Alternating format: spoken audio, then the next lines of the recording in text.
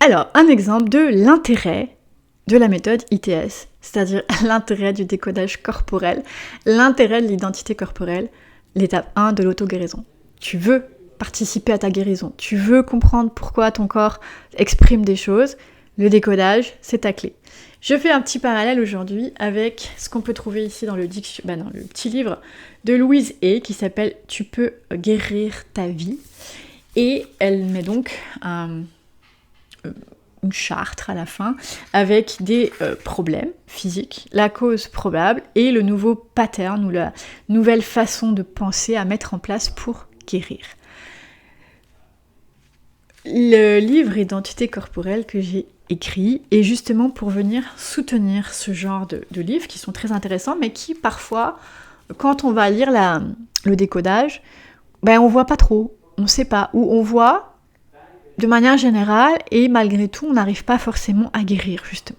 Pourquoi ? Parce que le décodage est peut-être pas assez personnalisé. Donc l'objectif ici est de potentialiser ces décodages, qui sont très bien faits, ma foi, par la compréhension du corps. Je te donne un exemple, ici c'est la douleur. Donc pour la douleur, elle parle de culpabilité, de se sentir coupable, d'être tout le temps coupable et de chercher à s'auto-punir quelque part. Alors, comment on fait le lien entre les deux ? Sache que la douleur, c'est donc une discordance entre la réalité et ce que tu vis. Dans mon livre Identité corporelle, c'est ça que tu vas trouver. La douleur, c'est une discordance entre ce que toi tu voudrais, ta vision des choses, et ce que tu vois dans la matière. Et douleur, créée par l'impuissance, c'est-à-dire qu'il y a quelque chose qui ne te convient pas, mais pour l'instant, dans l'état actuel des choses, il n'y a pas de solution. Du coup, douleur. Parce que quand il n'y a pas de solution, on passe en mode survie, les surrénales, thyroïdes s'activent, pour ne citer qu'elles, pouf, tension musculaire. Et donc, on se retrouve avec de la douleur quelque part, à l'estomac, aux épaules, au dos, peu importe, douleur qui se déclenche. La culpabilité, c'est quand on a l'impression qu'on est fautif, quand on a mal fait quelque chose. Tu vas chercher la définition. Donc, si tu as une vision des choses, mais que dans la réalité, c'est pas ça, tu peux penser que ta vision n'est pas bonne. C'est de manière inconsciente, c'est réflexe. C'est pas, on parle ici de ta manière inconsciente, pas forcément à la conscience. Ce qui se passe dans ton système nerveux réflexe, système nerveux central autonome qui va réfléchir tout seul, un réflexe par rapport à des programmes qui ont été mis en route, eh bien, il va dire si la réalité que je vis ne correspond pas à ce que je voudrais, c'est quelque part que je suis dans le faux. Je fais pas bien. Ce que moi je veux, c'est pas bien. Culpabilité, tu vois. Et l'autopunition, c'est je continue là-dedans, je subis, puisque la réalité doit être la bonne chose, et donc pas moi, tu vois. Ça veut dire impuissance. Tu vois là le lien que je fais ? Donc quand tu as de la douleur, tu te sens impuissant. Tu subis quelque chose qui ne te convient pas. C'est de la culpabilité, en fait. Et ça, au niveau organique, ça va affecter le foie et la rate. Donc ça va faire quoi ? Ça va générer des frustrations. Ça peut générer des colères, mais surtout des frustrations. Ça va générer de l'anxiété. Ça va activer encore les mécanismes de survie. Et donc, la tension va s'intensifier. Donc, pour supprimer de la douleur, détendre, son corps va être bien, faire diminuer le niveau de stress, calmer les mécanismes de survie. Et au niveau de la pensée, on peut peut-être réfléchir, j'aime pas trop dire ça, parce que réfléchir, on va souvent réfléchir avec le mental, mais bon, cela dit, on peut penser à des solutions, ou mon conseil personnel, c'est d'aller chercher à libérer le corps des tensions, de manière à libérer la créativité. Ça, c'est ma solution number one. Quand tu libères ton corps de tension, ta créativité, ton intuition se libère. Chose qui ne pouvait pas être faite avant, et c'est logique, puisqu'il y a des tensions qui incruste le programme ici qui a été mis en place dans ton système nerveux central et qui t'empêche d'accéder à ta petite voix à l'intérieur, à ta créativité, à ce qui vient de toi, à autre chose que la logique que le programme a installée. Tu vois un petit peu le principe ? Et si tu te demandes d'où vient ce programme, bien en général, il a été transmis par nos ancêtres. Alors on ne dit pas ça pour les culpabiliser, mais pour comprendre que c'est quelque chose que nos ancêtres ont vécu, qui s'est incrusté dans leurs cellules, qui a été transmis dans le matériel génétique, qui était en latence et qui, à un moment donné dans ta vie, va se déclencher Parce que le programme a été activé. Alors souvent le programme s'active entre 0 et 7 ans, donc c'est un mode de fonctionnement qui vient se mettre en place, et après dans la vie, en fur et à mesure des événements qu'on va vivre, va s'activer ou s'intensifier, parce que le corps va accumuler des programmes, et puis va accumuler le mécanisme de survie. À un moment donné, on devient dans un cercle vicieux, d'accord ? Donc ta solution quand tu vis de la douleur, c'est te détendre en première intention. Tu vas dire à chaque fois, ma solution c'est la détente, oui, parce que tout part de la tension. Ensuite, si tu veux vraiment solutionner ta douleur à toi, eh bien, il va falloir partir à l'exploration de ton programme personnel à toi. Deuxième exemple. Je prends au hasard à chaque fois. Nausée, par exemple. Alors, la nausée, elle a marqué peur, rejeter une idée ou une expérience. Donc, la nausée, quand on a la nausée, c'est l'estomac qui se contracte, on rejette quelque chose. Il est vrai que la peur, en général, peut faire que on va tellement être choqué que on va vomir. Donc effectivement, le fait de vomir peut être relié à de la peur. Et l'estomac, il sert à quoi ? Il sert à digérer. On ingère les aliments, on digère. Si l'estomac ne les veut pas, c'est qu'on ne veut pas les digérer, on les rejette. Et effectivement, ça veut dire qu'on rejette une expérience, une idée, une situation, une personne, peu importe. Mais il y a quelque chose qui ne veut pas passer, il n'est pas possible pour nous, pour une raison quelconque. Pareil, on revient au système nerveux central, au programme qui a été mis en place. Donc dans ce temps-là, détente, encore une fois, reprogrammation neuromusculaire et exploration de quel peut bien être le filtre qui s'est mis dans ce programme et qui fait qu'il y a quelque chose qui ne passe pas.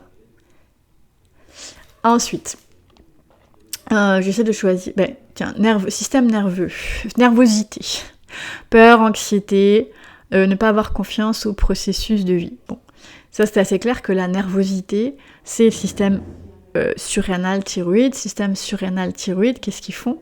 Ils sont justement sur la confiance, la sécurité, c'est les mécanismes de survie. Donc c'est tout l'inverse de la sérénité, du calme et de la confiance. Donc, et le fait d'être en doute, d'être nerveux, ça veut dire qu'on doute tout le temps et on ne croit pas au processus, tout simplement. Ça c'était facile. La myopie, tiens. C'est peur du futur, ne pas croire, avoir confiance dans ce qui est en avant. Alors, la myopie, les yeux, c'est effectivement voir. Donc forcément, s'il y a quelque chose aux yeux, en général, c'est qu'il y a quelque chose qu'on n'a peut-être pas envie de voir.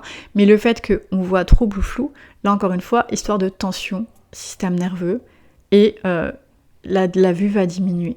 C'est assez simple. Je n'irai pas plus loin sur ce genre de pathologie.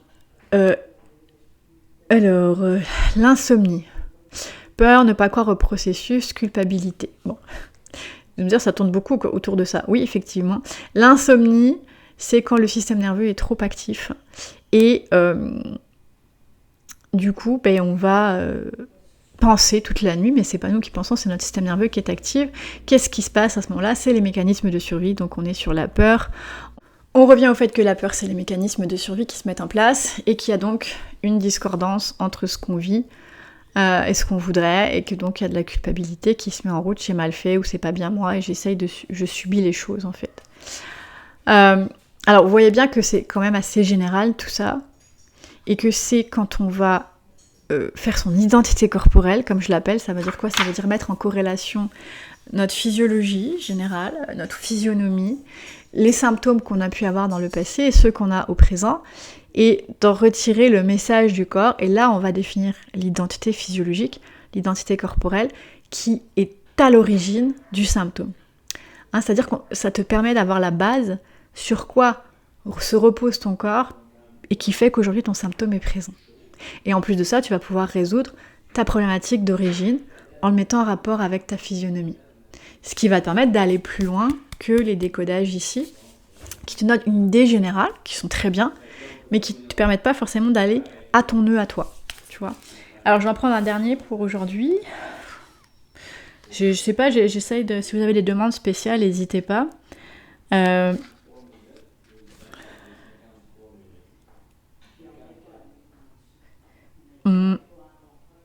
Eczéma, tiens. Il y a une histoire de retenir sa respiration, donc de respirer en inversé aussi. Mental, éruption. Donc l'eczéma, effectivement, c'est la peau. La peau, c'est la protection. c'est comment on se présente au monde, c'est l'identité, et c'est la structure, hein, parce que s'il n'y a pas de peau, tout s'effondre. Le corps, c'est ce qui soutient notre corps.